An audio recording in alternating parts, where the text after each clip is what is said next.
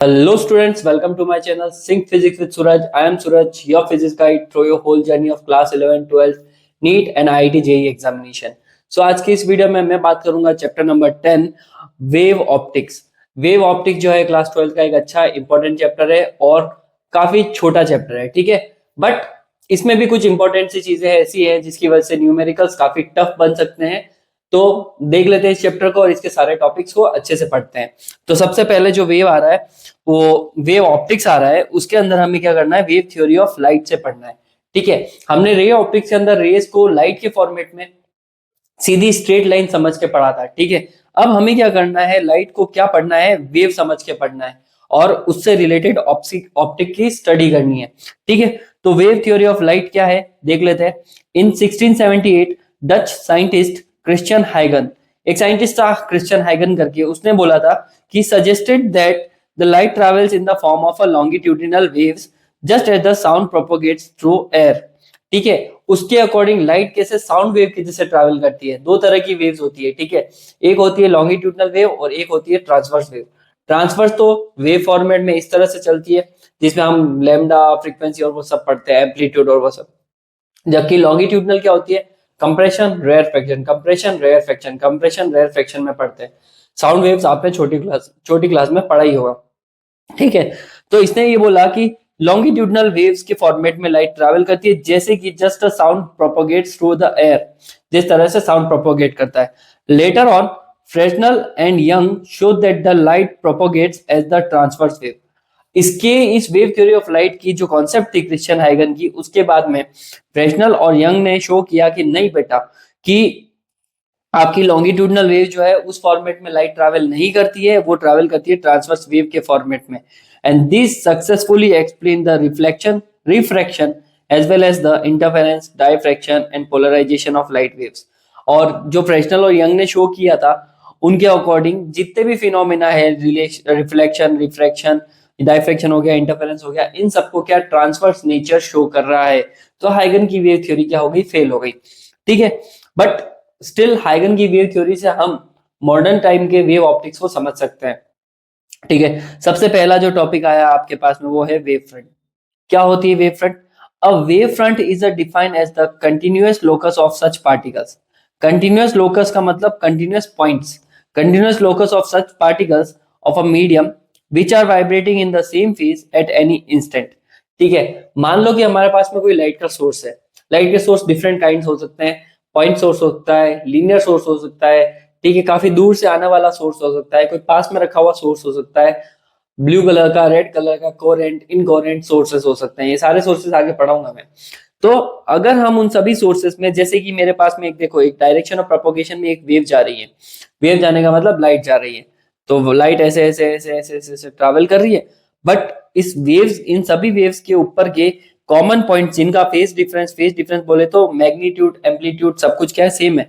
उन सभी पॉइंट्स को अगर मैं मिलाऊंगा तो जो एक इमेजिनरी शेप बनता है, उस इमेजिनरी शेप को हम क्या बोलते हैं, वेव फ्रंट बोलते हैं, ठीक है। तो वेव फ्रंट एक कंटिन्यूअस लोकस का, पार्टिकल्स का क्या है, वाइब्रेटिंग मीडियम के अंदर इमेजिनरी शेप है, ठीक है। देखो एक नॉर्मल दे रखा और एक मैंने वेव फ्रंट दिखा रखी है। इसमें यहाँ पे हमारे पास में पॉइंट सोर्स है, जिस तरह से पानी में पत्थर डालने पे उसके आसपास की वेव्स निकलती है और उन सभी वेव्स को अगर मिला लूं तो कुछ ऐसा शेप बनेगा, राइट। और ये जो शेप है ना, छोटे छोटे से स्फेयर्स, एक दो तीन, ये छोटे छोटे से स्फेयर्स को हम क्या बोलते हैं, वेव फ्रंट बोलते हैं।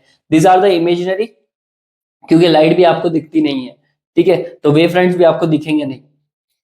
Note, note, a wave front is a surface of a constant face. जहां पर कांस्टेंट फेस होगा, उन सभी पॉइंट्स को मिलाने से जो सरफेस बनती है उसे वेव फ्रंट बोलते हैं। The speed at which the wave front move outward from the source is called the phase speed. जिस स्पीड से वेव फ्रंट आगे की तरफ बढ़ता है, क्योंकि देखो लाइट है ना, जब भी निकलती किसी सोर्स से तो वो आगे की तरफ ट्रेवल कर जाएगी, पीछे वापस नहीं आएगी। तो जब वो आगे की तरफ सोर्स की लाइट आगे बढ़ रही है, तो जिस स्पीड से वो बढ़ रही है उसको क्या बोलते हैं, हम फेज स्पीड बोलते हैं, ठीक है बच्चा, ये याद रखना आप। अब आते हैं हमारे पास में different type of wave fronts. Wave front कितने टाइप के होते हैं, ठीक है। तो पहला आता है हमारे पास में spherical wave front.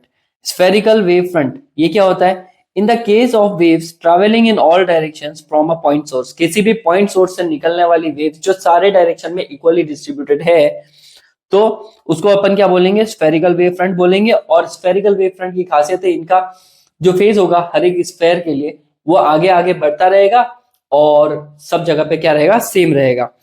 The wave fronts are spherical in shape. तो देखो जैसा कि आप डायग्राम में देख सकते हो, हमारे पास में क्या दे रखा है, एक पॉइंट पॉइंट सोर्स दे रखा है। पॉइंट सोर्स में वेव्स क्या हो रही है, चारों तरफ से फैल रही है, इक्वली डिस्ट्रीब्यूट हो रही है, ठीक है। तो ये जो हमारे पास में स्फेयर्स है छोटे छोटे से, इन सबको क्या बोलेंगे हम, वेव फ्रंट बोलेंगे, ठीक है। आ गया समझ में। और इससे देखो अभी अपने जो रेज पढ़ रहे थे ना, रेज हमेशा परपेंडिकुलर होती है वेव फ्रंट के, इस बात का ध्यान रखना। एक इंपॉर्टेंट प्रॉपर्टी भी यहाँ पे ध्यान रखना कि जब भी हम शेप कुछ भी बनाए, स्फेरिकल हो, सिलेंड्रिकल हो, कैसे भी वेव हो, वेव फ्रंट हो, तो उसकी रेज जो होती है वो हमेशा परपेंडिकुलर होगी, किसके, वेव फ्रंट के। तो rays are always perpendicular to the wave front. तो पहला आ गया स्फेरिकल, ये किसकी वजह से बनता है, पॉइंट सोर्स की वजह से बनता है। Second we have a cylindrical wave front, ठीक है। जब भी आप when the source of light is linear in the shape, linear shape का हो source of light such as a fine rectangular slit, the wavefront is a cylindrical in shape, ठीक है। देखो यहां से हमारे पास में क्या आ रही है, बहुत सारी वेव फ्रंट्स आ रही है, बहुत सारी वेव्स आ रही है अंदर, और वो किसी बारीक सी जगह पे टकराई, और टकराने से उसका शेप कैसा बन गया, ऐसा। तो ये जो शेप आया है ये कौन सा वाला है, सिलेंड्रिकल वेव फ्रंट, ठीक है। सिलेंड्रिकल वेव फ्रंट आपका तभी आएगा either you have a linear source, या फिर आपकी सारी की सारी वेव्स किसी बारीक से होल में से निकल रही है जो बहुत ही पतला है और लीनियर है। उस कंडीशन में वहां पे जो वेव्स निकलेगी उसका शेप कैसा होगा, सिलेंड्रिकल होगा, और उस वेव फ्रंट को अपन क्या बोलेंगे, सिलेंड्रिकल वेव फ्रंट। फिर आती है हमारे पास में प्लेन वेव फ्रंट। अब प्लेन वेव फ्रंट क्या होती है, एज द स्फेरिकल और सिलेंड्रिकल वेव फ्रंट एडवांस, मतलब कि स्फेरिकल और सिलेंड्रिकल वेव्स एडवांस बोले तो बहुत दूर तक जा रही है, ठीक है। तो दूर तक जाएगी तो इट्स कर्वेचर डिक्रीजेस प्रोग्रेसिवली, तो धीरे धीरे उनका कर्व क्या हो जाएगा, खत्म हो जाएगा। So a small portion of such a wave front at a large distance from the source is known as the plane wave front.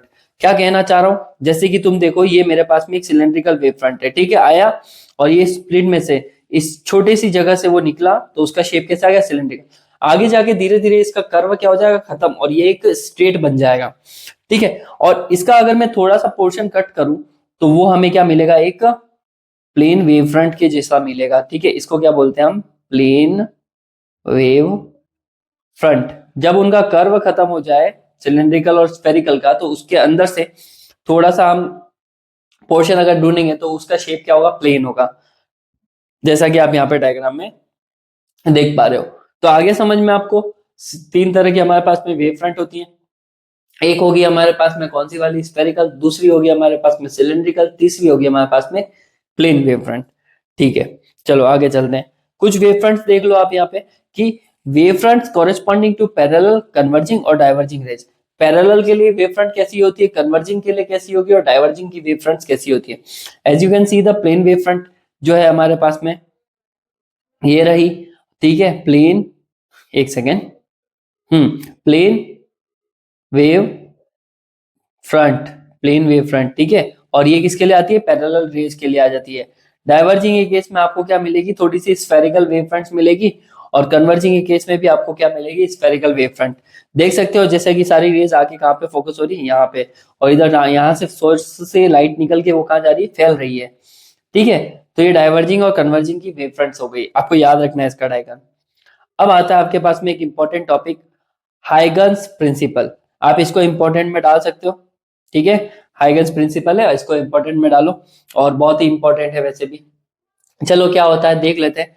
Huygens principle, according to Huygens principle, each point on a wave front is a source of a secondary wave।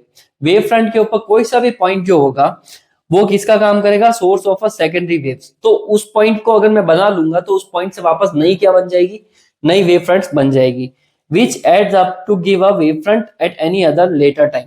तो वो आगे से आगे wave front का काम करेगी। इसको मैं डायग्राम से समझाने का काम करता हूँ।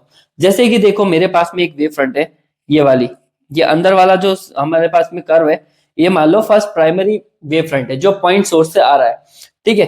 बट अगर मैं इसके ऊपर ईच पॉइंट, जैसे कि ये एक पॉइंट ले लिया, यहाँ पे एक पॉइंट ले लिया, यहाँ पे एक पॉइंट ले लिया, और यहाँ पे एक पॉइंट ले लिया, तो वो पॉइंट जो हमने कंसीडर करे हैं वो पॉइंट्स वापस नए छोटे छोटे से वेव फ्रंट का काम करेंगे। जैसे कि इसके ऊपर ये बन गया, ठीक है, इसके ऊपर वेव फ्रंट ये बन गए, फिर इसके ऊपर वेव फ्रंट ये बन गए। तो देख रहे हो, तो आप लोग समझ रहे हो कि आप पहले वाली जो प्राइमरी वेव फ्रंट है उसके ऊपर अगर पॉइंट्स कंसीडर करते हो तो this points consider as a source, और ये सोर्स वापस नई वेव फ्रंट बनाएगा। और इन वेव फ्रंट्स के टेंजेंट को अगर मैं ड्रॉ करूं वापस यहाँ पे, तो यहाँ पे क्या बन जाएगी, वेव फ्रंट, नई वेव फ्रंट बन जाएगी। तो ये पहली वेव फ्रंट है, तो पहली वेव फ्रंट आगे वाली वेव फ्रंट के लिए सोर्स का काम कर रही है और आगे वाली तीसरी वाली के लिए काम करेगी, और ये चीज चलती रहेगी आगे से आगे। ठीक है, तो एक के बाद एक के बाद एक के बाद आपकी वेव फ्रंट्स बनती जाएगी।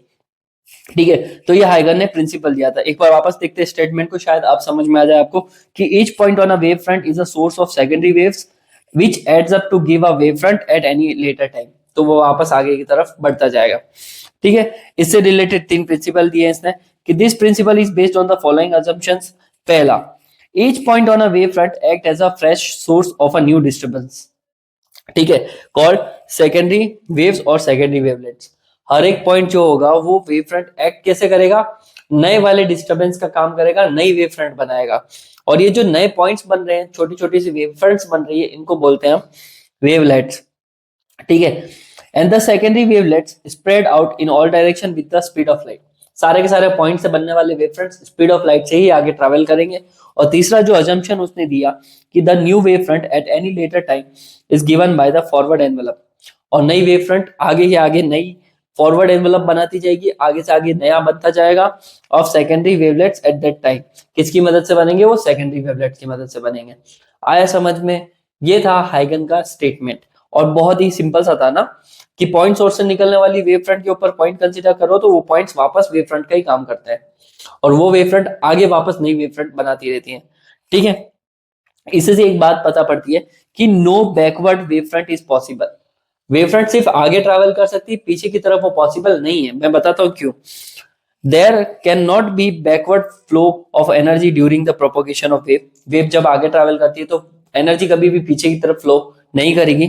इसका रीजन देखो, it is found that the amplitude of secondary wavelet is proportional to, जो आगे वेव फ्रंट्स बन रही है उनका एम्पलीट्यूड क्या है, 1 plus cos theta, whether theta is the angle between the rays at the point of consideration and direction of secondary wavelet।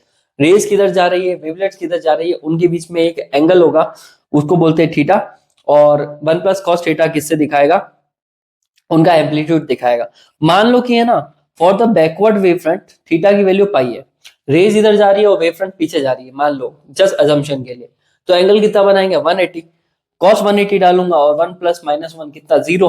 तो amplitude 0 बन जाएगा बच्चा। तो फिर वेव फ्रंट का कोई तुक ही नहीं बनता है, कोई वेव्स बनती नहीं है, और वो चीज पूरी न्यूट्रलाइज होकर 0 हो जाएगी। तो वेव्स कहाँ आएगी बताओ, जब वो चीज उल्टी जाएगी तो वहां पे 180 बनाएगा, और 180 जैसे मैं यहाँ पुट करूंगा तो 0, और 0 पुट किया तो वेव फ्रंट का एम्पलीट्यूड 0, तो आपकी वेव्स ही नहीं है। तो आपका अजम्पशन पूरा गलत हो गया ना। तो इसलिए कह सकते हैं कि बैकवर्ड वेव फ्रंट पॉसिबल नहीं होता है। ठीक है, आई होप आपको समझ में आया होगा ये। चलो जी, आगे बढ़ते हैं। अब आ रहा है हमारे पास में डेरिवेशन। इसमें दो छोटे मोटे से डेरिवेशन है, वो देख लेते हैं। कि laws of reflection on the basis of Huygens wave theory. Huygen wave theory के ऊपर लॉज ऑफ रिफ्लेक्शन हमें प्रूव करना है। एंगल आई एंगल आर के बराबर होता है, हमें समहाउ क्या करना है, उसको प्रूव करना है। ठीक है, तो देखो हमारे पास में है ना एक इंसिडेंट वेव फ्रंट है, जिसका नाम क्या दे रखा है, यहाँ पे डायग्राम में दिख रहा होगा A B. A B is our plane incident wave front. ठीक है, अब ये प्लेन इंसिडेंट वेव फ्रंट है, इमेजिन करो, और ये प्लेन मिरर है, मेरी डेस्क जो है वो प्लेन मिरर है। तो ये जब इसके ऊपर आएगा आएगा और इसके ऊपर फॉल करेगा, मिरर के ऊपर कोई चीज फॉल होती है तो बाउंस बैक होती है। तो पहले कौन सा, ये वाला पॉइंट नीचे टकराएगा और वो नीचे गिर जाएगा और बाउंस बैक होके उल्टा चला जाएगा। आया समझ में कैसा हो रहा है प्रोसेस, कि वेव फ्रंट आई आई टकराई, ये इस पे फॉल होके ये बाउंस बैक होके चला गया। ठीक है, तो अभी जो हमारे पास में ए बी गिर रहा है, वो बाद में उल्टा होके क्या हो जाएगा, डीसी बन जाएगा। तो आपको डायग्राम में दिख रहा होगा कि किस तरह से वो आ रहा है। तो देखो हमारा प्लेन वेव फ्रंट है ए बी, और वो फॉल होगा और बाउंस बैक होके रिवर्स होके उसका नाम रख देंगे हम डीसी रख देंगे। ठीक है बच्चों, अब देखो आने वाली लाइट और नॉर्मल यहाँ पे बनाया, तो नॉर्मल के बीच में बनने वाला एंगल क्या, इंसिडेंट एंगल। अभी यहाँ से गया और बाउंस बैक होके गया, तो जाने वाली लाइट और नॉर्मल उसके बीच में एंगल कितना बनेगा, यहाँ पे एंगल आर बन जाएगा। ठीक है, तो अब हमें निकालना है ये अंदर वाले एंगल्स निकालने हैं। ठीक है, तो कैसे निकलेगा ये? सिंपल सी बात है, देखो प्लेन वेव फ्रंट जो होता है हमारे पास में ए बी, वो रेज के साथ में क्या बनाता है, ये ए और बी वाला जो स्मॉल ए बी है वो रेज है, वो हमेशा क्या बनाता है उसके साथ में 90 बनाता है। So this one is 90। आ गया समझ में? अगर ये 90 है और ये आई दे रखा है तो ये बचा हुआ कितना होगा, 90 माइनस आई हो जाएगा। ठीक है, मैं वापस बता रहा हूँ, ये वाला एंगल कितना हो जाएगा, 90 माइनस आई हो जाएगा। अब यहां से ये आपके पास में क्या बन रहा है, एक नॉर्मल बन रहा है पूरा। ठीक है, और दिस एंगल इज 90 माइनस आई। ढंग से देख लो, 90 माइनस आई है और बनने वाला एंगल भी कितना 90 है। तो मुझे बताओ कि हम क्या कर सकते हैं, इन दोनों एंगल्स को चेक कर सकते हैं कि नहीं कर सकते हैं? अगर मैं इसको x मान लूं तो ठीक है, एक काम करता हूं, मैं लिख ही देता हूं, दिस वन इज 90 माइनस आई, और ये पूरा का पूरा एंगल कितना है, ये पूरा एंगल कितना है, 90 है। ठीक है, तो मैं अगर 90 में से ये एंगल मेरे को फाइंड करना है जो यहाँ पे लिखा है, तो ये वाले एंगल को मैं यहाँ पे ले लेता हूँ, पूरे वाले एंगल को, ए बी, और इस सरफेस के साथ बन रहा है उसकी बात कर रहा हूँ। ठीक है, ये जो ए बी है वो इस सरफेस के साथ जो एंगल बना रहा है इसकी बात कर रहा हूँ मैं। तो मैं अगर इसको क्या लिख सकता हूँ बच्चों, इसको मैं लिख सकता हूँ ना, इसको मैं लिख सकता हूँ 90 में से 90 माइनस आई को माइनस करेंगे अपन। ठीक है, मैं इसको साइड में कहीं लिख देता हूँ, 90 में से 90 माइनस आई को क्या करेंगे अपन, माइनस करेंगे, तो ब्रैकेट ओपन हो जाएगा, 90 माइनस 90 प्लस आई, 90 से 90 गया तो ये एंगल, बचा हुआ एंगल कितना आया हमारे पास में, बचा हुआ एंगल कितना आया, आई आया। ठीक है, तो आपको समझ में आ गया इसको क्यों आई लिखा हुआ है हमने, इस वजह से हमने इसको क्या लिख रखा है, आई लिख रखा है यहाँ पे। सिमिलरली यही कॉन्सेप्ट इधर याद ट्राई करूंगा तो यहाँ पे क्या आ जाएगा, आर आ जाएगा। ठीक है, तो this one is R and this one is also R, this one is I and this one is also I. ठीक है भाई, आगे चलते हैं। Distance travel by the wave through a point A to C, A से C में distance travel कर रहा है वो। ठीक है, यहां से लेकर वेव ट्रेवल करती हुई कहां पे आएगी, यहाँ पे। डिस्टेंस का फॉर्मूला क्या होता है, वेलोसिटी इनटू टाइम। ठीक है, तो डिस्टेंस एसी को फाइंड करने के लिए हमें क्या करना पड़ेगा, वेलोसिटी मतलब speed of light c multiply by time t. और सिमिलरली यहाँ बी से डी की तरफ भी हम ट्राई करेंगे, तो यहाँ पे वेलोसिटी इनटू टाइम, तो देखो वेलोसिटी हो गई सी और यहाँ पे टाइम पीरियड क्या होगा, टी। दोनों का टाइम पीरियड सेम ही होगा क्योंकि ये ना स्पीड ऑफ लाइट से सेम ट्रैवल कर रही है, तो सेम स्पीड से ट्रैवल करिए तो डिस्टेंस भी क्या करेगी, सेम टाइम में कवर करेगी। तो यहाँ पे सी टी आ गया, ए सी और बी डी हमारे पास में क्या आ गया, c t. Both travel with the speed of light. अब देखते हैं इन ट्राइंगल एबीसी और डीसीबी। ठीक है, ट्राइंगल कौन से है, ए बी और सी। एक तो ये वाला ट्राइंगल और हमारा दूसरा जो ट्राइंगल है डी बी और सी, इस ट्राइंगल, इन दोनों ट्राइंगल को हमें क्या करना है, सिमिलर प्रूव करना है। First of all we got कि यहाँ पे 90 बन रहा है तो ये भी क्या है, 90 बन रहा है। तो एक एंगल तो हमारे पास में ले जाएंगे कि बीएसी और डीसीबी का जो है वो 90 90 है, तो हम क्या कर लेंगे, ईच 90। दूसरी बात, इनका बेस जो है वो कॉमन है, दोनों ही ट्राइंगल का बेस क्या है, बीसी दे रखा है तो बेस कॉमन हो गया। और दूसरा यहाँ पे देखो एसी और बीडी जो है इन ट्राइंगल्स में c t into c t है। ठीक है, each is equal to the c t. तो यहाँ से एक एंगल, एक कॉमन साइड और एक एंगल और लेते हैं, तो ऐसे एस प्रॉपर्टी से ए बी सी और डी बी सी, ये दोनों ट्राइंगल्स क्या हो जाएंगे, सिमिलर प्रूव हो जाएंगे। और सिमिलर प्रूव हो गए तो इनके अंदर के एंगल्स क्या हो जाएंगे, इक्वल प्रूव हो जाएंगे। तो मैं कह सकता हूँ ना, इसके अंदर का एंगल आई और इसका एंगल क्या, r. Angle i equal to क्या हो गया, एंगल आर प्रूव हो गया। और हमने क्या प्रूव कर लिया, ये लॉ ऑफ रिफ्लेक्शन प्रूव कर लिया। आया समझ में? चलो, आपको अच्छे से समझ में आया होगा, ज्योमेट्री की मदद से ही हो चुका है। ठीक है, कोई भी डाउट वगैरह अगर रहता है तो कमेंट सेक्शन में जरूर पूछिएगा, मैं बता दूंगा आपको। फिर आता है हमारे पास में, laws of refraction on the basis of Huygens wave theory. Huygen wave theory के according laws of refraction prove करना है। और लॉज ऑफ रिफ्रैक्शन क्या थे, स्नेल्स लॉ था, साइन आई अपॉन साइन आर जो होता है रिफ्रैक्टिव इंडेक्स से क्या होता है, इक्वल होता है। तो हमें लॉज ऑफ रिफ्रैक्शन प्रूव करना है। तो consider a plane wave front A B incident on a plane surface X Y. हमारे पास में ए बी वेव फ्रंट आ रही है जो एक्स वाई के ऊपर क्या कर रही है, फॉल हो रही है। A B incident on a plane surface X Y, separating two medium 1 and 2। दोनों मीडियम अलग अलग है, पहला मीडियम रेयर है, दूसरा मीडियम क्या दे रखा है, डेंसर मीडियम दे रखा है। Let v1 and v2 be the velocities of light in the two mediums with respect to. जहां पर हमने v2 को v1 से छोटा रखा है क्योंकि डेंसर मीडियम में लाइट की स्पीड घट जाती है, तो अब क्या बोला है कि ए बी जो है वो किसी सरफेस पे गिर रही है और दो मीडियम से सेपरेट कर रहा है। पहला मीडियम रेयर है, दूसरा डेंसर है, तो यहाँ पे वेलोसिटी हो जाएगी v1, दूसरे की स्पीड हो जाएगी v2। पता है कि v2 छोटा ही रहेगा v1 से। ठीक है, ये कंडीशन हमने डाली। तो डायग्राम में देख लो ना, ये ए बी हो गया, ये एल और एम हमारे पास में रेज आ रही है और वो सबसे पहले यहाँ पे फॉल हो रही है। इफ ये एंगल आई है तो ये भी क्या होगा, एंगल आई होगा। अभी ऊपर बताया था मैंने। तो जैसे ही वो रे यहाँ पे फॉल होगी तो सबसे पहले क्या होगा, पहली वाली रे का क्या होगा, रिफ्रैक्शन होगा। और पहला रिफ्रैक्शन होगा तो ये आई है और ये क्या हो जाएगा हमारे पास में आर हो जाएगा। फिर इसके बाद में यहाँ पे भी रिफ्रैक्शन होगा और यहाँ पे रिफ्लेक्शन सबसे एंड में होगा, तो रेज में सबसे एंड में। तो जो बेंडिंग होगी लाइट की, ये वाला हिस्सा सबसे पहले अंदर पहुंच जाएगा और ये वाला हिस्सा अभी यहाँ पे पहुंचा ही है। ठीक है, तो ये इंसिडेंट वेव फ्रंट है जो जाना कहाँ चाहिए था, इस तरफ, लेकिन जा कहाँ रही है, थोड़ा नीचे की तरफ। ठीक है, तो ये हो गया इसका रिफ्रैक्शन। अब देखो यहाँ पे आई, एंगल आई, ये रिफ्रैक्शन एंगल आर है और ये क्या हो गया हमारे पास में, ये आर।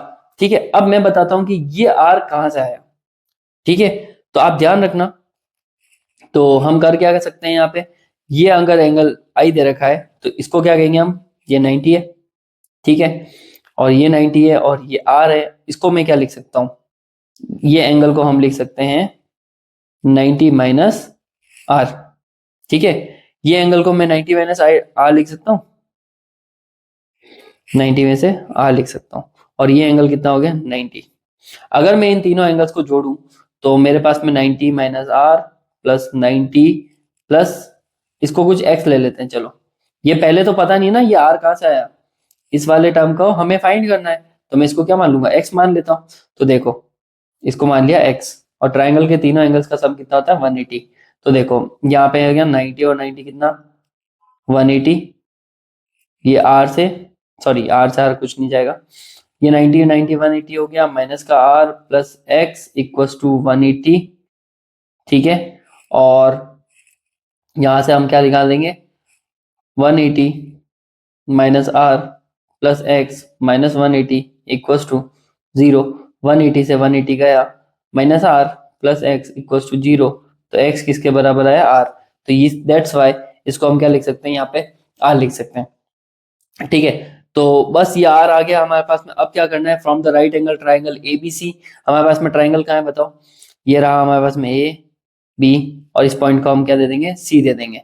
मान लो कि सी दे दिया हमने, तो सबसे पहले साइन बी ए सी जो है हमारे पास में, वो साइन आई जो है, साइन आई बी ए और सी, मैं इसको नाम दे देता हूँ यहाँ पे, एक सेकेंड। ये हो गया सी। अब हम क्या करेंगे यहाँ पे,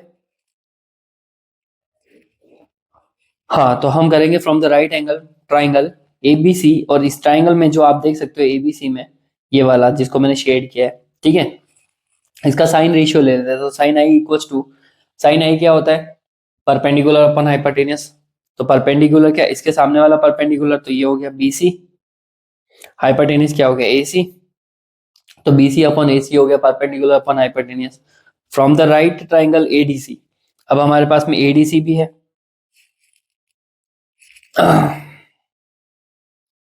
ये हो गया डी। ठीक है, तो हमारे पास में राइट एंगल ट्राइंगल, तो हम क्या लेंगे, साइन डी सी ए, डी सी ए मतलब कि ये वाला एंगल। वापस इस एंगल के लिए साइन आर इक्वल्स टू क्या हो जाएगा, परपेंडिकुलर अपॉन हाइपोटेनियस। तो इस एंगल के लिए परपेंडिकुलर हो गया एडी और हमारा हाइपोटेनियस हो गया एसी। तो एडी अपॉन एसी हमने यहाँ पे ले लिया और ये बीसी अपॉन एसी हमने यहाँ पे ले लिया। ठीक है, फिर इक्वेशन नंबर, इसको 1 दे देंगे हम, इसको इक्वेशन नंबर 2 दे देंगे। इक्वेशन 1 डिवाइड बाई 2 करूं मैं, साइन आई अपॉन साइन आर करूंगा, तो BC upon AC divided by AD upon AC. ठीक है, इन दोनों को रखेंगे तो एसी से एसी कैंसिल आउट हो जाएगा, तो बीसी अपॉन एडी हमारे पास में आ जाएगा। अब देखो बीसी की वैल्यू क्या है, बीसी की वैल्यू जो है वो ये रही, distance equals to velocity into time, तो v1 इंटू टी, और दूसरे वाले के लिए एडी के लिए velocity into time v2 into T. तो इन दोनों की वैल्यूज आप यहाँ पे रखो। ठीक है, तो यहाँ पे क्या बढ़ जाएगा, टी से टी कैंसल आउट हो जाएगा, और v1 अपॉन v2, तो साइन आई अपॉन साइन आर किसके बराबर आएगा, v1 अपॉन v2 के। तो वेलोसिटीज का रेशियो जो होता है वो रिफ्रैक्टिव इंडेक्स के बराबर होता है। ठीक है, तो आपने क्या प्रूव कर लिया, Snell's law, this proves the Snell's law of refraction. आया समझ में यहाँ तक, चलो बढ़िया है। लॉ ऑफ रिफ्रैक्शन प्रूव कर लिया, लॉ ऑफ रिफ्लेक्शन प्रूव कर दिया। अब हम बात करते हैं effect of frequency, wavelength and speed during the refraction. ठीक है, रिफ्रैक्टिव इंडेक्स के साथ में वेवलेंथ और फ्रीक्वेंसी का रिलेशन आप याद रखना।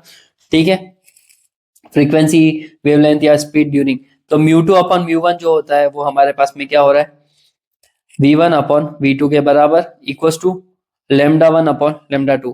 Clearly the wavelength of in the medium is directly proportional to the phase speed. तो पता पड़ रहा है ना कि lambda 1 जो है वो म्यू1 के और lambda 2 जो है वो म्यू2 के क्या होता है, directly proportional to the phase speed. Phase speed के तो डायरेक्टली प्रोपोर्शनल है, देखो lambda 1 और v1, lambda 2 directly proportional v2 and inversely proportional to the refractive index. और रिफ्रैक्टिव इंडेक्स के साथ में इनका रिलेशन क्या रहा है, उल्टा, ये देखो बिल्कुल उल्टा। जबकि फेज स्पीड के साथ में इनका रिलेशन क्या है, डायरेक्टली प्रोपोर्शनल है। ओके, और ये कुछ वेव फ्रंट्स के डायग्राम है जो आपको याद रखने हैं। क्या कहते हैं ये कि a plane wave front incident on a prism, convex lens and concave mirror. जब भी प्लेन वेव फ्रंट को प्रिज्मा में से गुजारोगे तो ये डायग्राम बनेगा, कॉन्वेक्स लेंस में से निकालोगे तो, और कॉनकेव मिरर में रखोगे तो ये। आपको ये डायग्राम्स याद रखने हैं सो दैट यहाँ पे ध्यान रहेगा कि वेव फ्रंट्स किस तरह से बिहेव करती है different kinds of medium material और किस तरह के डिवाइसेस यूज कर रहे हैं उसमें। ठीक है, चलो अब आता है हमारे पास में प्रिंसिपल ऑफ सुपरपोजिशन। क्या कहता है principle of superposition, when a number of waves travelling through a medium superpose each other. जब बहुत सारी different kinds of number of waves क्या होती है, ट्रैवलिंग थ्रू अ मीडियम और superpose each other. Superpose each other का मतलब एक दूसरे पे मिलती है, उनका फेस डिफरेंस मैच होता है, एम्पलीट्यूड मैच होता है, वेवलेंथ, लैम्डा, फ्रीक्वेंसी कुछ जब मैच होते हैं तो the resultant displacement at any point at a given instant is equal to the vector sum of displacement due to the individual waves at that point. अगर first wave का wave displacement जो है वो y1 है, second वाले का y2 है, और ऐसे करके डिफरेंट काइंड्स ऑफ वेव्स के different different wave fronts sorry displacement दे रखे हैं, तो उन सब का सम क्या होगा, उनके नेट एम्पलीट्यूड के बराबर होगा। वेक्टर सम से आप उसको रिप्रेजेंट कर सकते हो।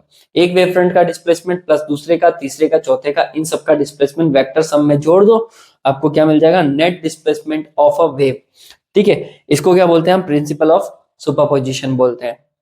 ठीक है, ये भी इंपॉर्टेंट था हमारे लिए। अब आता है आपके पास में इंटरफेरेंस ऑफ लाइट। ठीक है, इंटरफेरेंस ऑफ लाइट थोड़ा मिलता जुलता है सुपरपोजिशन ऑफ वेव्स के। ठीक है, बट थोड़ी सी बातें यहाँ पे चेंज है।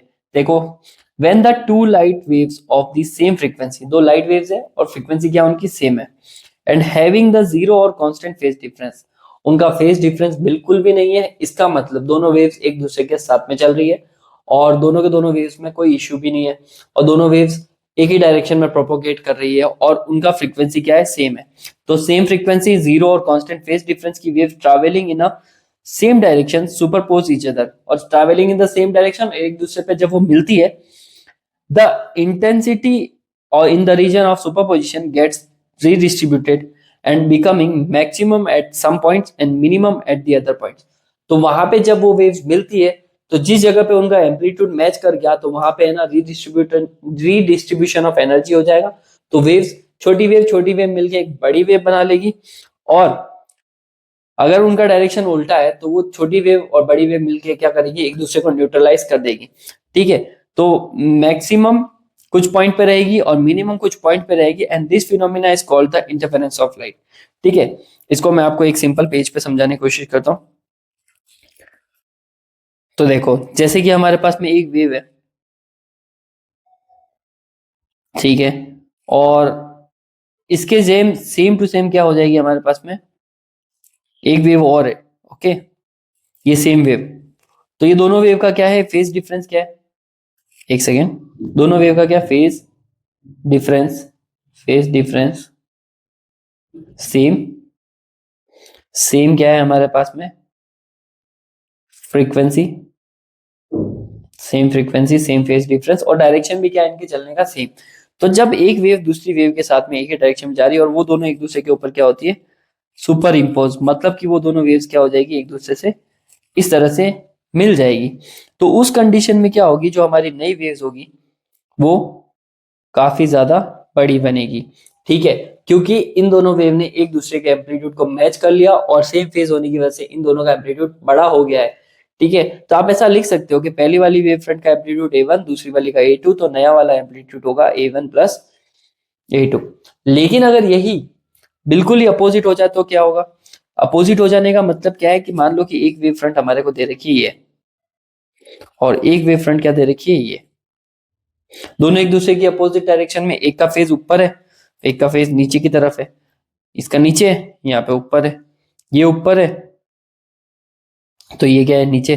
तो जब इस तरह की वेव्स जब मिलती है, ये दोनों ऐड होगी, तो यहाँ पे क्या होगा हमारे पास में, न्यूट्रलाइजेशन हो जाएगा, वेव डिस्ट्रक्टिव हो जाएगी, या तो छोटी बनेगी या फिर उस वेव में क्या होगा, बिल्कुल ही जीरो हो जाएगा। ठीक है, तो इस तरह के फिनोमिना को हम क्या बोलते हैं बच्चों?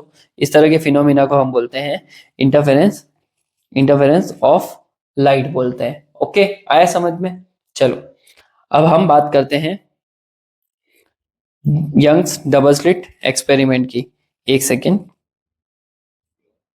तो अब हमारे पास में आ रहा है यंग्स डबल स्लिट एक्सपेरिमेंट।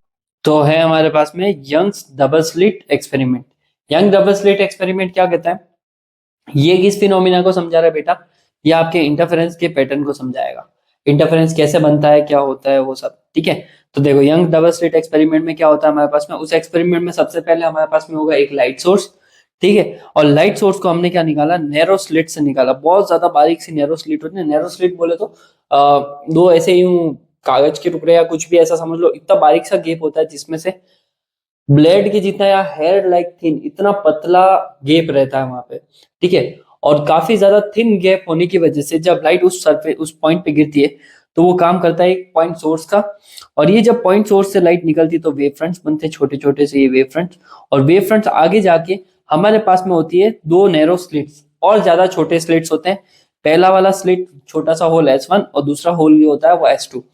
इससे जो वेव फ्रंट बन रही है, इससे निकलने वाली कुछ वेव फ्रंट्स इधर और इसकी वेव फ्रंट्स कुछ इस तरफ। जब ये वेव फ्रंट्स में कॉमन फेज, सेम फ्रीक्वेंसी और सेम वेवलेंथ वाली वेव्स मिलती है, तो मिलने वाले पॉइंट्स पे, ये जो मिलने वाले पॉइंट्स होते हैं वहां पे क्या बनेगी, एक पैटर्न बनेगी।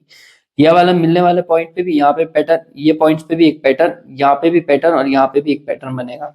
तो ये जो पैटर्न बनेगा वो कुछ दिखने में ऐसा दिखेगा जैसा कि आप देख सकते हो। तो ये है हमारे पास में रियल इमेज। रियल इमेज क्या है, इंटरफेरेंस पैटर्न की। इस पैटर्न में तुम देख सकते हो कि सेंटर में है ना एक ब्राइट फ्रिंज है। फ्रिंज मतलब कि ये पैटर्न जो बनते हैं छोटी छोटी से ब्राइट फ्रिंजेस, फ्रिंजेस का मतलब पैटर्न। ठीक है, तो ये छोटा सा फ्रिंज बना, सेंटर में एक फ्रिंज बना, फिर उसके पास में दूसरा, तीसरा, चौथा, इस तरफ भी देखो आप। और बीच बीच में है ना डार्क स्पॉट्स है, ये वाली लाइन 1 2 3 4। तो हमारे बनता है इस यंग्स डबल स्लिट एक्सपेरिमेंट में सबसे पहले बनता है इंटरफेरेंस पैटर्न, जो दिखने में कुछ ऐसा होता है। इसमें सेंट्रल वाली जो फ्रिंज होती है वो काफी ज्यादा क्या होती है, ब्राइट होती है, तो उसका नाम हम रखते हैं सेंट्रल मैक्सिमा। फिर उसके बाद वाली जो सेकंड नंबर की ब्राइट फ्रिंज होती है उसको बोलते हैं हम फर्स्ट मैक्सिमा। फिर थर्ड वाली को सेकंड मिनिमा। तो देखो, फर्स्ट बोलना अगर शुरू करना पड़ेगा तो आपको कहां से शुरू करना है, फर्स्ट पैटर्न में सेकंड वाली से। टेक्निकली सेंटर वाले को हम सेंट्रल मैक्सिमा बोलते हैं, तो उसको हम फर्स्ट नहीं बोल सकते। तो फर्स्ट होती है N1 पे, सेकंड नंबर वाले को सेकंड मिनी मैक्सिमा बोलेंगे और इस तरफ वाइस वर्सा। और सिमिलरली इनके बीच में जो मिनिमा है वो ये रहे। मिनिमा का मतलब होता है ये जो डार्क स्पॉट्स बने हैं ना, इनको आप क्या बोलोगे, मिनिमा। तो मतलब जितनी भी ब्राइट फ्रिंजेस बनती है उनको मैक्सिमा बोला जाता है, और जितनी भी डार्क फ्रिंजेस बनती है उनको मिनिमा बोलते हैं। सेंट्रल वाली को सेंट्रल मैक्सिमा, n = 0 रखा जाता है उसके लिए। फर्स्ट वाले के लिए n = 1 रहता है, सेकंड वाले के लिए हमारे n = 2 रहता है। ठीक है, और यहाँ पे जो पैटर्न बन रहा है उसमें एक बात है कि इंटेंसिटी जो होती है वो डायरेक्टली प्रोपोर्शनल होती है बनने वाले वेव फ्रंट्स के, सॉरी बनने वाले पैटर्न के एम्पलीट्यूड के स्क्वायर के। ठीक है, intensity is always directly proportional to amplitude square. ये चीज आप ध्यान रखना, प्रैक्टिकली देखा गया है कि इंटेंसिटी इसके प्रोपोर्शनल है बट उसके स्क्वायर पे। ठीक है, अब हमें इस पैटर्न में क्या निकालना है, एक्सप्रेशन। इंटेंसिटी के लिए क्या निकालना है, एक्सप्रेशन निकालना है। चलो निकाल देते हैं। सो expression for intensity at any point in a interference pattern. Interference pattern पे एक्सप्रेशन देखते हैं। Suppose the displacement of the two light waves from the two coherent source S1 and S2।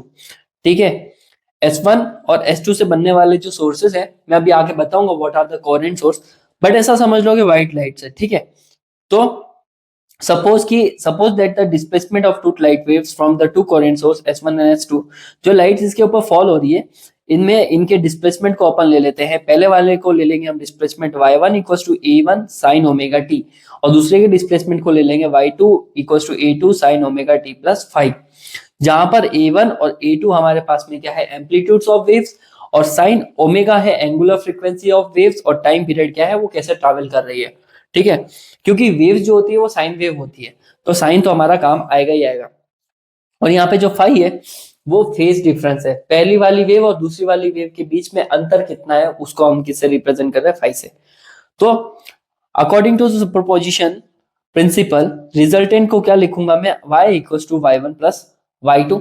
ठीक है बच्चा, तो y1 और y2 की value को यहाँ पे डाल देंगे, तो ये हो जाएगा a1 sine omega T plus a2 sine omega T plus 5। Done. फिर a1 sine omega T as it is ही रहेगा, plus as it is a2 as it is. फिर साइन a प्लस b का आइडेंटिटी होता है बच्चों, एक identity बता दूं, साइन a प्लस b जो होता है वो किसके बराबर होता है, sine a cos b plus cos a sine b।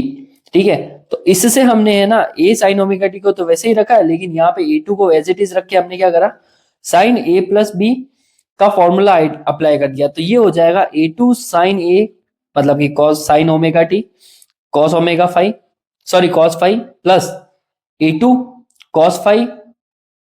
आप यहाँ पे वैल्यूज रख दोगे तो ये आ जाएगा हमारे पास में a2 sine omega t cos 5 plus a2 cos omega t sine 5। हमने आइडेंटिटी रख के a2 को मल्टीप्लाई कर लिया है, कोई दिक्कत नहीं। अब देखो यहाँ पे कौन सी टर्म्स कॉमन निकल रही है, इसमें है ना साइन ओमेगा टी कॉमन आ रहा है, और इसमें भी साइन ओमेगा टी कॉमन आ रहा है, तो मैं यहाँ से है ना साइन ओमेगा टी को अगर मैं कॉमन निकाल दूं तो मुझे क्या मिलेगा, a1 a2 कॉस 5 ब्रैकेट के अंदर। ठीक है, सिमिलरली पीछे रह जाएगा a2, इसको थोड़ा एडजस्टमेंट मार लिया, साइन 5 कॉस ओमेगा टी।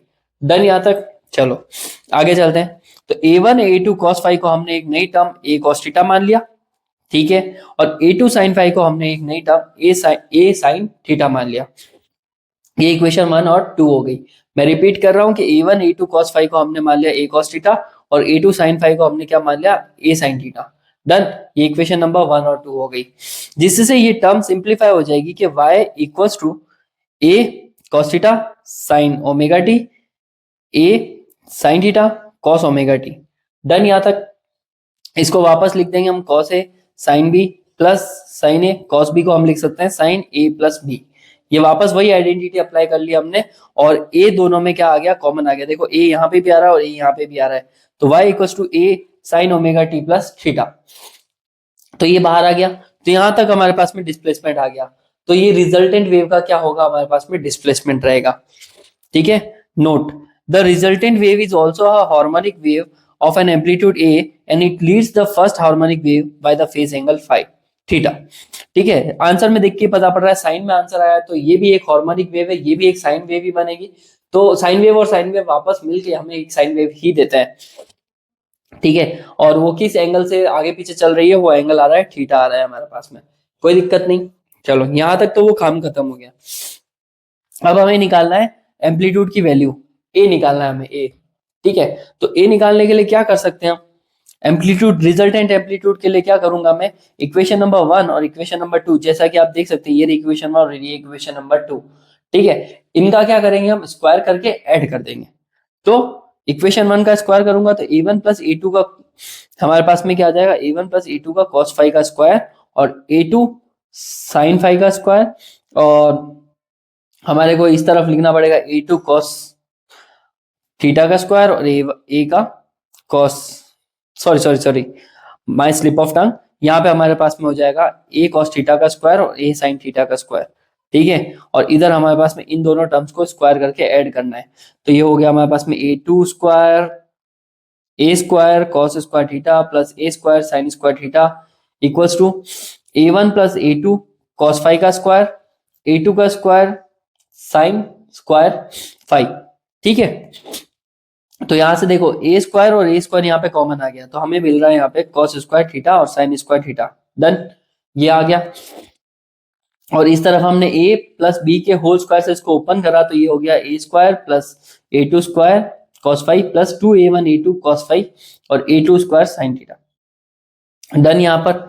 अब देखो कॉमन निकालने वाली चीजें कहाँ है, ठीक है, तो देखो यहाँ पे कॉमन निकल रहा है a2 और यहाँ पे क्या निकल रहा है, कॉमन निकल रहा है। तो इन दोनों को निकल लिया हमने साथ में और इनमें कॉमन निकल रहा है a2 का स्क्वायर निकाल दिया। a1 square as it is ही है 2a1 a2 cos five 2a1 a2 cos five, done यहाँ तक। फिर cos square five plus sine square five कितना होता है, 1 होता है। ठीक है, तो आप यहाँ पे 1 लिख सकते हो। तो एम्पलीट्यूड का फाइनल फॉर्मूला आ गया, एम्पलीट्यूड का स्क्वायर इक्वल टू a1 का स्क्वायर प्लस a2 का square plus 2a1 a2 cos five. तो ये आपकी आपके पास में क्या आ गई, एम्पलीट्यूड आ गई। ठीक है, सिंस वी नो दैट कि आई जो होता है वो एम्पलीट्यूड के स्क्वायर के बराबर होता है, तो आई को क्या लिख सकता हूं मैं, के ए स्क्वायर। ठीक है, आई को क्या लिख सकते हैं आप, के ए स्क्वायर। एक कांस्टेंट है, प्रोपोर्शनलिटी का साइन हटा के हमने एक कांस्टेंट लगा लिया। ठीक है, तो आई की जगह पे मैं रख सकता हूं आई के ए स्क्वायर, आई1 को लिख सकता हूं के ए1 का स्क्वायर, आई2 को मैं लिख सकता हूं के ए2 का स्क्वायर। डन, अब कुछ भी नहीं है। अब देखो मैं जैसे ही यहाँ पे इन सभी टर्म्स को क्या मल्टीप्लाई बाय क्या कर लूंगा, के से मल्टीप्लाई कर दूंगा, तो मुझे मिलेगा यहाँ पे के ए स्क्वायर के ए वन का स्क्वायर के ए टू का स्क्वायर प्लस 2 के A one A two cos five. ठीक है, तो यहाँ पे मैंने वो सारी वैल्यूज लिख दी। अब इसको लिख सकता हूँ मैं आई, इसको लिख सकता हूँ मैं आई1, इसको लिख सकता हूँ मैं आई2 टू। अब ये वाली चीज को आप क्या लिख सकते हो, देखो यहां से क्या आ सकता है, आई इक्वल टू के ए स्क्वायर है ना, तो मैं क्या लिख सकता हूँ आई अपॉन के इक्वल टू क्या, ए स्क्वायर, और आई अपॉन के अंडर रूट, ये क्या जाएगा ए। तो सिमिलरली हम क्या कर सकते हैं, 1 को क्या लिख सकता हूं मैं, a1, और under root I two equal to क्या हो जाएगा, के a2 लिख सकते हैं। और यहां से जब a1 और a2 की वैल्यूज को यहाँ पे डालोगे आप, तो you will get this relationship. ठीक है, क्योंकि देखो a1 और a2 की वैल्यूज यहाँ पे डालते ही k जो है वो रूट के और रूट के से कैंसल आउट हो जाएगा। ठीक है, मैं एक में डाल के बताता हूँ आपको, नए पेज पे ऐड पेज। ठीक है, तो हमारे पास में एम्पलीट्यूड क्या आया है, एम्पलीट्यूड आया हमारे पास में a इक्वल टू a1 का स्क्वायर a2 का square plus 2 a1 a2 cos five. अगर मैं k से मल्टीप्लाई करूंगा तो k स्क्वायर के a1 का स्क्वायर के a2 का स्क्वायर प्लस 2 के a1 a2 cos five. We know that कि i जो है वो प्रोपोर्शनल i इक्वल टू के स्क्वायर है, तो i अपॉन के हो गया a का स्क्वायर के बराबर, तो a हो गया हमारे पास में अंडर रूट आई अपॉन के। तो इसी तरह से a1 क्या हो जाएगा, अंडर रूट आई1 अपॉन के, और a2 क्या हो जाएगा हमारे पास में, अंडर रूट आई2 अपॉन के। तो आप इन सब की वैल्यूज पुट कर दो यहाँ पे।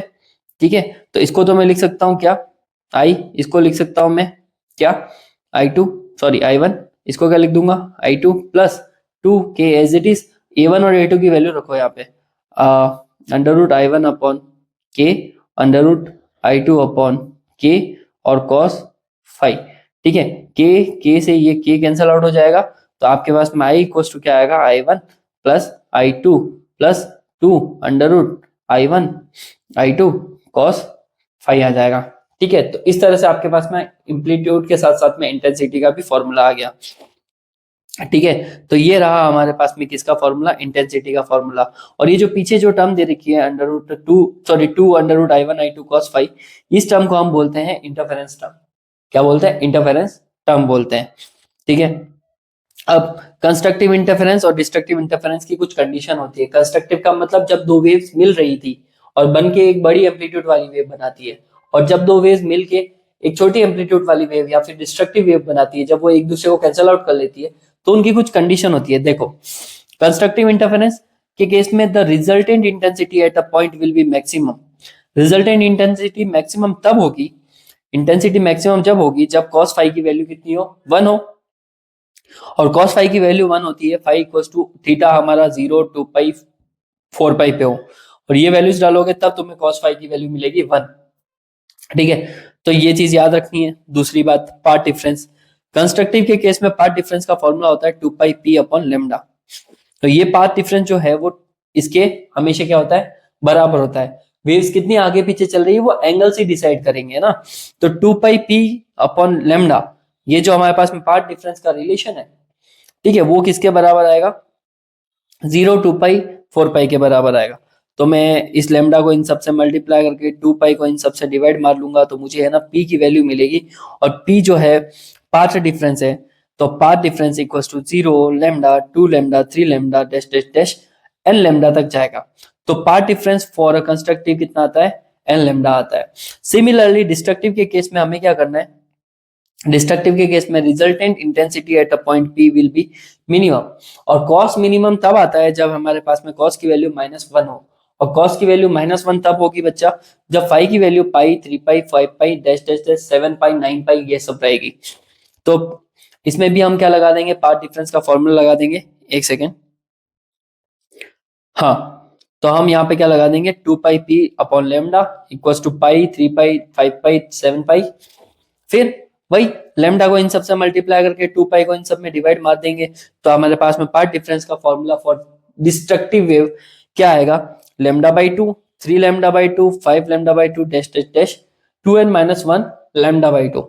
तो पार्ट डिफरेंस फॉर डिस्ट्रक्टिव आपके पास में आएगा 2n-1 लेमडा बाई 2। इसको आपको क्या करना है, अच्छे से याद रखना है, ठीक है। अब मैं बात कर रहा था ना इतनी देर से कि कोहेरेंट और इनकोहेरेंट सोर्सेस क्या होते हैं, मैंने बात करी हुई थी कोहेरेंट की इंटरफेरेंस पैटर्न में। तो कोहेरेंट सोर्सेस होते हैं the two sources of light which continuously emit light waves of the same frequency. दो सोर्सेस ऑफ लाइट जो सेम फ्रीक्वेंसी की लाइट को एमिट कर रहे हैं, है ना, या फिर सेम वेवलेंथ भी हो सकती है, विद अ जीरो और constant phase difference between them are called the coherent sources. तो कोहेरेंट सोर्सेस की याद रखने के लिए एक सिंपल सी बात है कि भाई आपको ये याद रखना है, वेवलेंथ सेम होगी, फ्रीक्वेंसी सेम होगी, और उनका फेज डिफरेंस भी क्या होगा, कॉमन होगा, कांस्टेंट होगा या फिर जीरो होगा। उस कंडीशन में जो सोर्सेस होंगे वो एक दूसरे के लिए क्या कहलाएंगे, कोहेरेंट। बट अगर ये कंडीशंस फॉलो नहीं होती है, the two sources of light which do not emit light waves with the constant phase difference are called incoherent sources. तो फेज डिफरेंस कांस्टेंट नहीं है, सेम फ्रीक्वेंसी नहीं है, इंसिडेंट नहीं हो रहे हैं सेम वेवलेंथ वाले, तो वो इनकोहेरेंट में गिने जाएंगे, ठीक है। आई होप आपको कोहेरेंट और इनकोहेरेंट के बारे में भी अच्छे से समझ में आया होगा। चलो, अब बात आती है आपके पास में एक ऐसा टॉपिक के बारे में जो पहले इंपॉर्टेंट रहा करता था, अभी भी इंपॉर्टेंट है, बट इसका डेरिवेशन को इन्होंने क्या कर दिया, क्वालिटेटिव स्टडी ओनली कर दिया।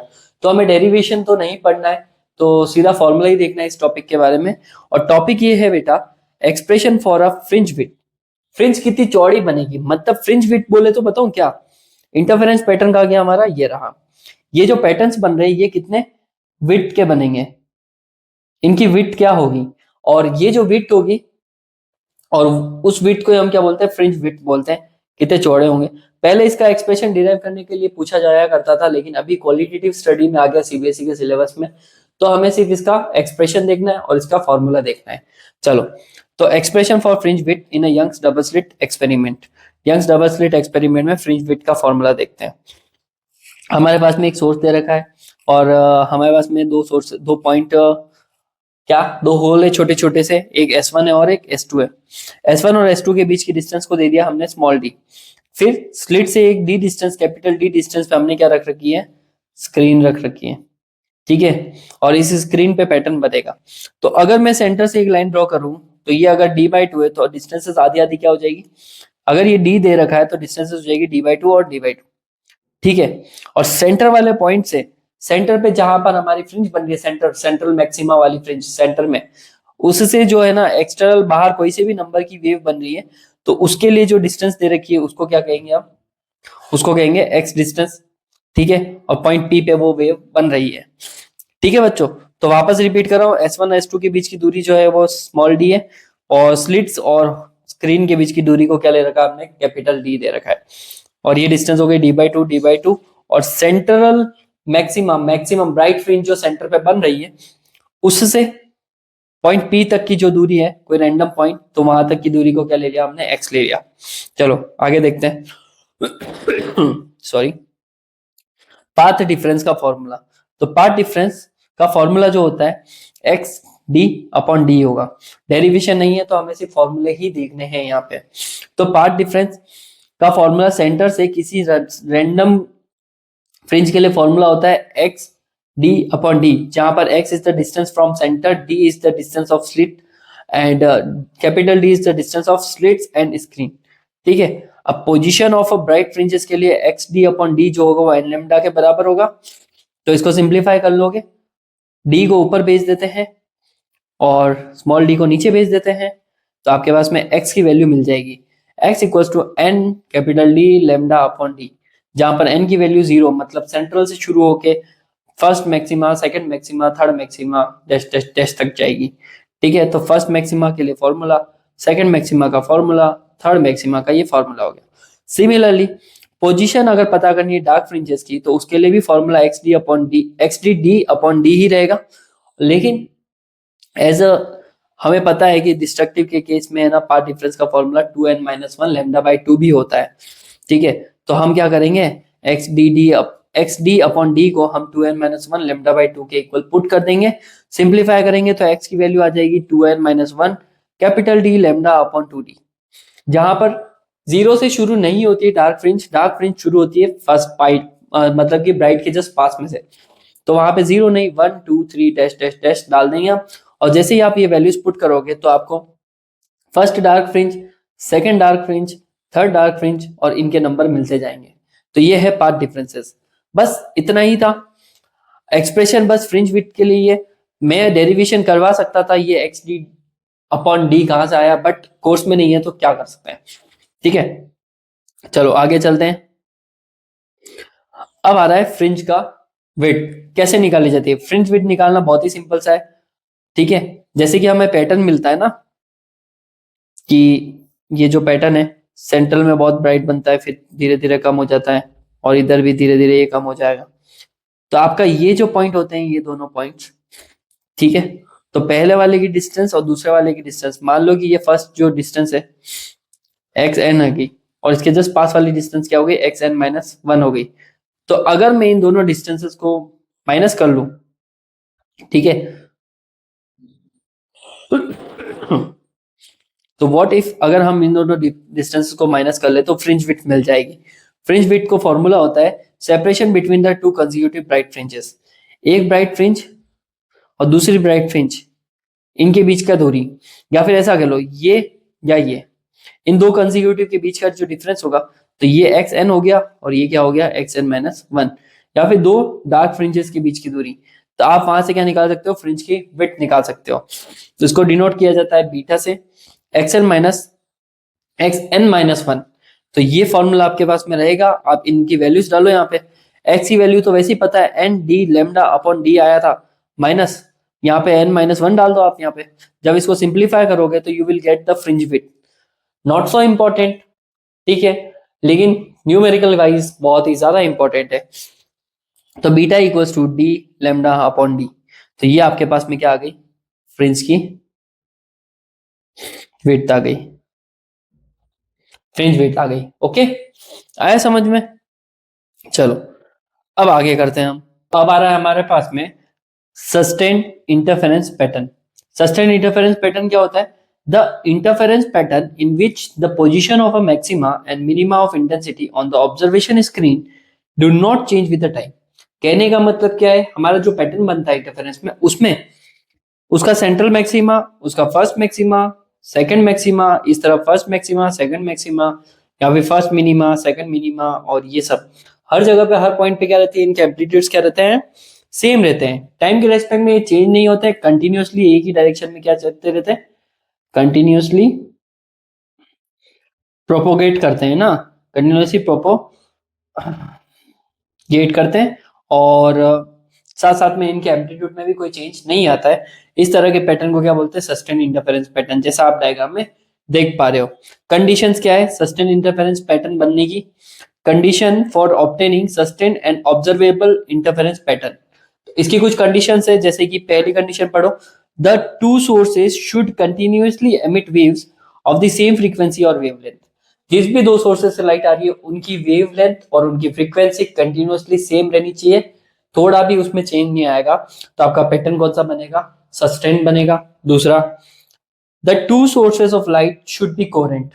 दो तरह के सोर्सेज भी कोहेरेंट होने चाहिए, उनकी वेवलेंथ, फ्रीक्वेंसी, फेज डिफरेंस सब कुछ सेम होना चाहिए, और amplitude with respect to time नहीं बदलेगा, तो आपका इंटरफेरेंस पैटर्न भी सेम रहेगा। तीसरी condition, the amplitude of interfering waves should be equal, और इनका एम्पलीट्यूड इक्वल होना चाहिए। मान लो एक का एम्पलीट्यूड 5 है तो दूसरे का भी 5 होना चाहिए, तो फेज डिफरेंस के साथ में इनका एम्पलीट्यूड भी सेम होना चाहिए। चौथा point, the two sources should be narrow, काफी ज्यादा क्लोज होने चाहिए सोर्सेज, ठीक है, उनके बीच का डिस्टेंस काफी कम होना चाहिए। पांचवा point, the interfering wave must travel nearly along the same direction, एक ही डायरेक्शन में मूव होनी चाहिए। Six point, the source should be monochromatic, मतलब एक ही कलर का होना चाहिए, व्हाइट है तो व्हाइट ही होना चाहिए। और सातवां point, the distance between the two sources should be small, दो सोर्सेज के बीच की डिस्टेंस छोटी होनी चाहिए। And the distance of the screen should be large, screen और स्प्लिट्स के बीच की दूरी क्या होनी चाहिए, ज्यादा बड़ी होनी चाहिए। तो ये है हमारे पास में क्या 7 पॉइंट्स जिनके थ्रू याद रखना है कि ये कंडीशन से हमारे को सस्टेन्ड और ऑब्जर्वेबल इंटरफेरेंस पैटर्न मिलेगा, ठीक है। और फिर आता है हमारे पास में ratio of intensity at the maxima and minima at an interference pattern. Interference pattern के मैक्सिमम और मिनिमम पॉइंट्स के लिए हमारे को रेशियोज निकालने उनकी इंटेंसिटी का, ठीक है। Let A1 and A2 be the amplitudes and I1 and I2 be the intensity, ठीक है, of light waves from the two different sources. तो A1 A2 उनके एम्पलीट्यूड्स ले लिया हमने, और I1 और I2 क्या ले लिया हमने, यहाँ पे इंटेंसिटीज ले ली। और अब हमने पता है कि इंटेंसिटी जो होती है वो डायरेक्टली प्रोपोर्शनल होती है एम्पलीट्यूड के स्क्वायर पे, I1 upon I2 equals to A1 upon A2 का square, right. For the maximum displacement superposition होता है हमारे पास में total amplitude equals to A1 plus A2, और मिनिमा के केस में A1 माइनस A2 होता है।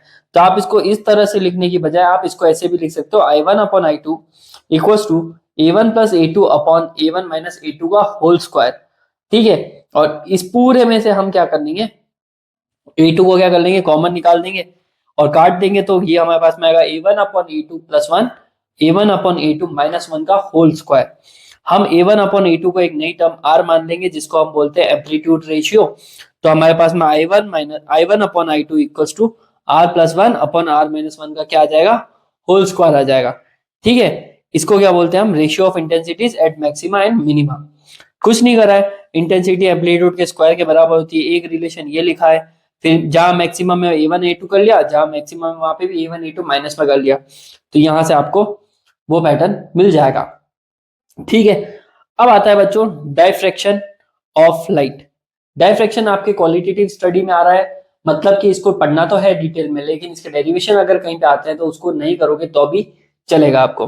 देखो डायफ्रैक्शन ऑफ लाइट क्या होता है, the phenomena of bending of light around the corners of a small obstacles or apertures and its consequent spreading into the regions of a geometrically shadow is called diffraction of light।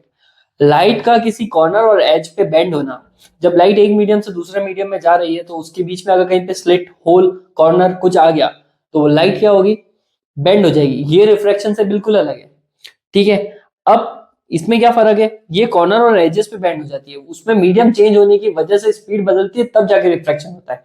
Diffraction थोड़ा अलग है, इसमें medium same ही रहेगा।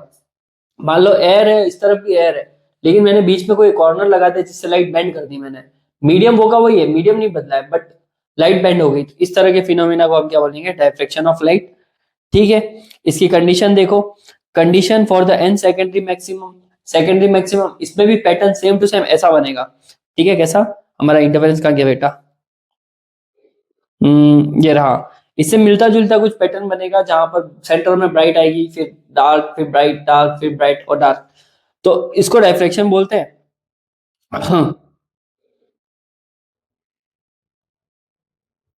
तो इसके भी maximum waves के लिए फॉर्मूला अलग है और मिनिमम वेव्स के लिए फॉर्मूला अलग है। तो देखो इसके पाथ डिफरेंस का फॉर्मूला होता है ए साइन थीटा, ठीक है, डायफ्रैक्शन के कंडीशन में जब हमें मैक्सिमम निकालना हो, ठीक है। आप इसको लिख सकते हैं 2n प्लस 1 लेमडा बाई 2, जहां पर n की वैल्यू 1 2 3 4 से शुरू हो रही है, जहां पर थीटा क्या है, direction of secondary maximum. Secondary maximum wave किस एंगल पे किस जगह पे बेंड हो रही है उसको थीटा बोलते हैं। तो आप चाहो तो theta equals to 2n plus 1 lambda by 2a कर सकते हो, और पार्ट डिफरेंस का फॉर्मूला तो आपको याद रहना चाहिए, a sin थीटा, या फिर 2n प्लस 1 लेमडा बाई 2। इसी तरह से उसके मिनिमम पैटर्न्स के लिए पार्ट डिफरेंस का formula a sin theta n lambda के बराबर होगा, और डायरेक्शन ऑफ सेकेंडरी मिनिमम का formula n lambda by a के बराबर होगा, जहां पर n is the number of minimum के सेकेंडरी है, थर्ड है, फोर्थ है, लैम्डा वेवलेंथ हो जाएगी और ए हमारा क्या हो जाएगा उसमें एम्पलीट्यूड हो जाएगा। ठीक है, तो ये था डायफ्रैक्शन की बात। अब डायफ्रैक्शन में एक कंडीशन है जिसको हमें डिराइव करना पड़ेगा। ठीक है, क्या है वो चीज? Angular width of central maximum. Central maximum, centre पे बनने वाला जो मैक्सिमम पॉइंट है या मैक्सिमम ब्राइट फ्रिंज है, उसका एंगुलर विड्थ हमें निकालना है। अब एंगुलर विड्थ क्या होता है वो भी देख लेते हैं। The angular width of the central maximum is the angular separation between the direction of first minima on the two sides of the central maximum। ये जो पैटर्न बनता है हमारे पास में, ठीक है, इसमें एक तरफ क्या है, ये है मिनिमा, ठीक है, दूसरी तरफ भी क्या है हमारे पास में, मिनिमा। और जब ये दोनों मिनिमा जो है, इन दोनों के बीच का ये पॉइंट्स को अगर मैं यहाँ पे पीछे की तरफ सोर्स से मिलाऊं, तो यहाँ पे ये जो एंगल्स बन रहे हैं ना बच्चा, इस एंगल को ऊपर बोलते हैं एंगुलर विड्थ, कि वो कितना ब्राइट बन रहा है, ठीक है, कितना थिक चौड़ाई बन रही है उसकी। तो दो मिनिमा के बीच की जो डिस्टेंस होगी, वो जो एंगल बनाएगी उसको बोलेंगे हम एंगुलर विड्थ। और ये जो इन दो मिनिमा के बीच का पॉइंट है उसको बोलेंगे हम लीनियर विड्थ। ठीक है, लीनियर विड्थ को रिप्रेजेंट करते हैं बीटा से और एंगुलर विड्थ को रिप्रेजेंट करते हैं 2 थीटा से। ठीक है, angular width equals to 2 theta और फॉर्मूला होता है इसका 2 lambda upon a, central maximum की कंडीशन में। ठीक है, जहां पर हमारे पास में क्या है, जहां पर हमारे पास में क्या है, A is the distance, slit distance, D क्या है हमारे पास में, distance between slit and the screen, और बी नॉट क्या है हमारे पास में, लीनियर विड्थ, और थीटा क्या है हमारे पास में, एंगुलर विड्थ। तो एंगुलर विड्थ का फॉर्मूला याद रखना आपको, 2 theta equals to 2 lambda by A, जबकि लीनियर विड्थ का फॉर्मूला आता है आपके पास में डी इंटू 2 थीटा, और आप इसको सिंपल सा कर सकते हो तो 2 डी लैम्डा अपॉन ए। ठीक है, ये किसका फॉर्मूला है, लीनियर विड्थ का फॉर्मूला है। डेरिवेशंस नहीं है हमारे पास में, तो डेरिव करने की कोई जरूरत नहीं है। ठीक है, इंटरफेरेंस और डायफ्रैक्शन में फर्क क्या है? तो difference between interference and diffraction of light, main फर्क देख लेते हैं। First point, the interference is due to the superposition of waves wave front originating from the two coherent sources. दो कोहेरेंट सोर्सेज की वेव जब किसी पॉइंट पे मिलती है और वो नई वेव एम्पलीट्यूड की वेव बनाती है तो उसको इंटरफेरेंस बोलते हैं। जबकि diffraction is due to the superposition of two secondary wavelets originating from the different points of the same wave front.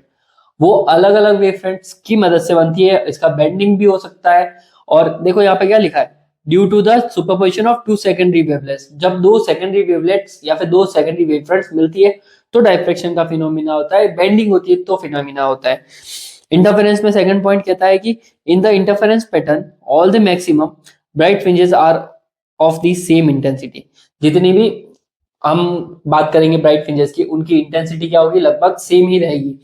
ठीक है, जबकि in diffraction pattern the bright fringes are of the varying intensity. सारी bright fringes की intensity बदल सकती है diffraction में, लेकिन इंटेंसिटी में इंटरफेरेंस में इंटेंसिटी नहीं बदलेगी। तीसरा point, in the interference pattern the dark fringes are usually almost perfectly dark. Interference में डार्क फ्रिंजेस का कलर एकदम डार्क मिलेगा, जबकि in diffraction pattern the dark fringes are not perfectly dark. चौथा पॉइंट देखते हैं इंटरफेरेंस में, the interference pattern the width of fringes is equal. इनकी विड्थ हर जगह पे क्या होगी, इक्वल मिलेगी। जबकि डायफ्रैक्शन पैटर्न में the width of fringes are not equal. और पांचवा पॉइंट की बात करूं कि इंटरफेरेंस में bands are large in number. वो जो पैटर्न बन रहा था काफी लंबा बनेगा और बहुत सारे बैंड्स बनेंगे, bright fringe, dark fringe, bright fringe और डार्क फ्रिंज के।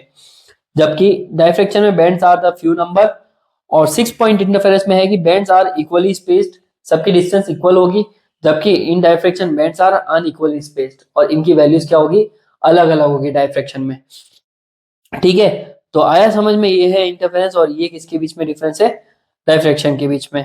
और हमारा चैप्टर होता है फिनिश। तो आई होप आपको समझ में आया होगा ये चैप्टर। और जो भी डाउट्स वगैरह है कमेंट सेक्शन में जरूर पूछेगा, और वीडियो पसंद आए तो लाइक कीजिए, शेयर कीजिए और कमेंट जरूर कीजिएगा। आपका एक एक सब्सक्राइब मेरे लिए बहुत मैटर करता है। ठीक है, तो मिलते हैं नेक्स्ट वीडियो में, तब तक के लिए बाय बाय, टेक केयर।